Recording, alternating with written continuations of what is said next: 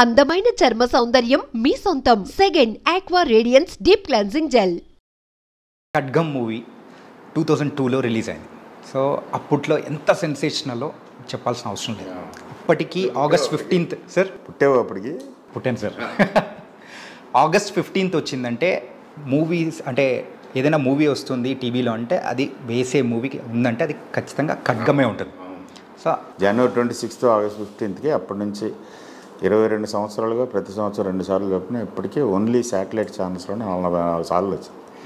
అది కాక ఓటీటీలోనూ చిన్న సెల్ ఫోన్స్లోనూ దాన్ని రీల్స్ చేసి మీమ్స్ చేసి బిట్స్ కింద చాలా వచ్చింది.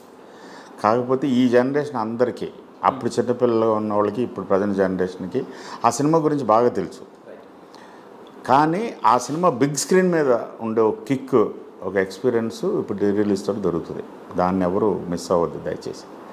ఈ మూవీ మెయిన్గా రిలీజ్ చేయడానికి మురారితో వచ్చిన ఒక రెస్పాన్స్ను బట్టి ఇప్పుడు రిలీజ్ చేస్తున్నారు. ఎందుకంటే రిలీజ్ అనేది ఎప్పుడు ప్రొడ్యూసర్స్ డెసిషన్, మనకు సంబంధం ఉండదు, డైరెక్టర్స్ సంబంధం ఉండదు. డైరెక్టర్స్ సినిమా ఫినిష్ అయిపోయి రిలీజ్ అయిపోగానే అయిపోతాయి, వాళ్ళ డెసిషన్ అది. సో ఈ ప్రశ్న మధు మురళి గారిని అడిగితే బాగుంటుంది.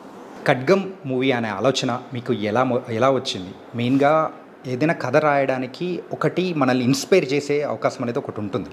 ఒక నువ్వు కథలు రాస్తావా సార్? జస్ట్ నార్మల్గా సార్ ఏదైనా కానీ మన మనసులో ఒకటి ఆలోచన రేగాలన్నా కానీ ఏదో ఒక ఇన్సిడెంట్ చూసి మనం అనుకుంటాం. అలాగే ఈ మూవీకి సో మెయిన్గా బీజం పడ్డం అనేది ఎక్కడ మొదలైంది అనుకోవచ్చు?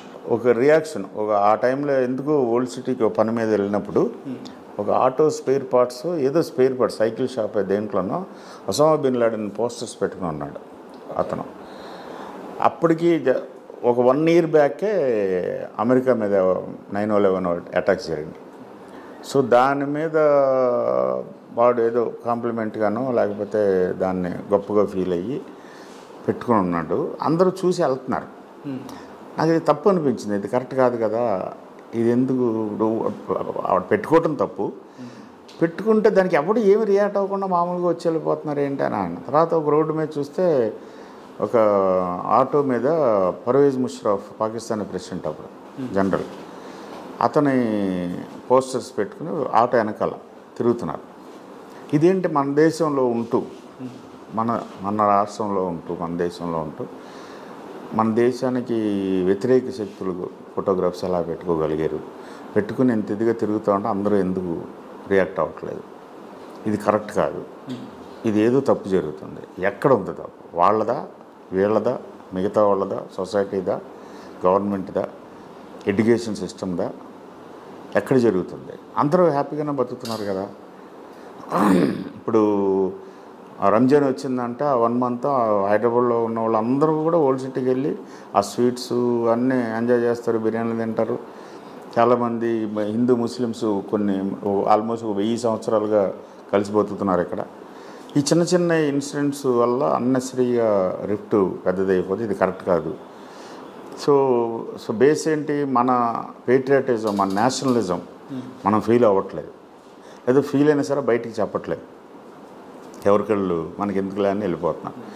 సో దీని మీద ఏదైనా సినిమా చేయొచ్చా అని అనిపించి అక్కడి నుంచి ఆలోచన మొదలైన తర్వాత అక్కడ ఎలా చేయొచ్చు, ఎలాంటి సినిమా చేయొచ్చు, ఎంత ఎంటర్టైన్మెంట్ ఉంటుంది, ఎంత ఎడ్యుకేషన్ ఇవ్వచ్చు, ఎంత స్ప్రెడ్ చేయొచ్చు ఈ ఫీలింగ్ని, దీంట్లో ఏమేమి తీసుకురావచ్చు.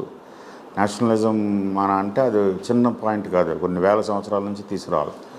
సో అదంతా ఏంటి అంటే మన హిస్టరీ ఏంటి, మన వెనకాల ఏం జరిగింది, 1940sలో ఏం జరిగింది, 1900లో ఏం జరిగింది, 1000లో ఏం జరిగింది, 1st centuryలో ఏం జరిగింది, 5th century BCలో ఏం జరిగింది, అంతా తీసుకున్న రామాయణం ఏంటి, మహాభారతం ఏంటి, నార్త్ ఇండియా ఏంటి, సౌత్ ఇండియా ఏంటి. ఇప్పుడు ఇదివరకు జంబూ ద్వీపం అని విని ఉంటున్నాం, ఫస్ట్ జంబూ ద్వీపం అనేవారు, అంటే ఇరాన్ నుంచి ఇండోనేషియా వరకు ఉండేది. తర్వాత అశోకుడు కానీ రాణా ప్రతాప్ కానీ శివాజీ కానీ రాజరాజ చోళుడు కానీ వీళ్ళందరూ ఎంతెంత పెద్ద సామ్రాజ్యాలు, కళింగులు, గుప్తులు, మౌర్యులు, ఇలాంటిది హిస్టరీ అంతా చూసి అక్కడి నుంచి మొదలుపెట్టాం తవ్వకం. తర్వాత పార్టీషన్ ఎలాగైంది, ఏ బేసిస్ మీద అయింది, ఎవరు రీజన్ దానికి, దానివల్ల పాకిస్తాన్ ఇండియా కంట్రీస్ ఎలా ఫామ్ అయినాయి, తర్వాత 1971లో బంగ్లాదేశ్ ఎలా ఫామ్ అయింది, ముజిబుర్ రెహమాన్, ఇందిరాగాంధీ, అప్పుడు జిన్నా, తర్వాత అయూబ్ ఖాను, జనరల్ కరియప్ప, మానెక్ షా, ఇలాగ ఆర్మీ, ఈ కార్గిల్ వార్ గొడవ ఏంటి, ఈ ఇష్యూ ఏంటి, పిఓకే ఏంటి, Pakistan occupied Kashmir, United nations, ఇలాగ వాస్ట్. సో ఈ కల్చరు, ఈ హిస్టరీ వీటన్నిటిలోంచి తీసుకొచ్చి హైదరాబాద్ని ఒక క్యారెక్టర్ కింద తీసుకున్నాం. హైదరాబాద్లో మిక్స్డ్ కల్చర్స్ ఉంటాయి, ముస్లిమ్స్ ఉంటారు, హిందూస్ ఉంటారు, క్రిస్టియన్స్ ఉంటారు, రకరకాల ఉంటారు. అప్పటికే చాలా మిగతా స్టేట్స్ నుంచి కూడా హైదరాబాద్లో హ్యూమిడిటీ తక్కువని, అట్మాస్ఫియర్ బాగుంటుందని చాలామంది అట్రాక్ట్ అయ్యి హైదరాబాద్కి వచ్చేవారు. ఇప్పుడు బాగా క్రౌడెడ్ అయిపోయింది, కానీ ఆ టైంకి కొంచెం స్పేషియస్గా ఉండేది హైదరాబాద్. సో ఈ డిఫరెంట్ కల్చర్స్లోంచి ఈ ఇష్యూని తీసుకురావచ్చు. మనది భిన్నత్వంలో ఏకత్వం అంటాం, యూనిటీ ఇన్ డైవర్సిటీ. సో ఇంత డిఫరెంట్ మన ఇండియా గొప్పతనం అది. దాన్ని ఎలా చెప్పాలి? ఇండియా గురించి చెప్పాలంటే ఇండియా గొప్పతనం ఏంటంటే ఇన్ని different cultures, different languages, different states, different క్యాస్ట్లు, డిఫరెంట్ రిలీజియన్స్, డిఫరెంట్ నేషనాలిటీస్ అందరూ కలిపి హ్యాపీగా బతుకుతున్నారు ఒకే ప్లేస్లో రకరకాల. సో ఇదంతా చెప్పాలి. సో అక్కడి నుంచి ఫామ్ చేసుకుంటా వెళ్ళి, సో ఇండియా నేషనలిజం, ఇండియా గురించి చెప్పాలి, హిందుస్థాన్ గురించి చెప్పాలి, భారతదేశం గురించి చెప్పాలి అనగానే దాని తాలూకు సింబల్ ఏంటి? ఫ్లాగ్. ఏ దేశానికైనా ఒక ఫ్లాగ్ ఉంటుంది. ఆ ఫ్లాగ్ చూస్తే ఆ దేశం ఉంటుంది. ఆ ఫ్లాగ్లో 4 కలర్స్ ఉన్నాయి యాక్చువల్గా. మనకు ఫస్ట్ నుంచి ఆ త్రివర్ణ పతాకం అని అలౌడ్ అయిపోయింది. సో ఆ 3 కలర్స్కి 3 క్యారెక్టర్స్ రిప్రజెంటేషన్ తీసుకుని వాళ్ళతోటి స్టోరీ నరేట్ చేసుకుంటూ వెళ్దాం. అంత పెద్ద ఇది జరిగింది. ఇది ఒక 3-4 మంత్స్ హెవీ రీసెర్చ్ జరిగింది.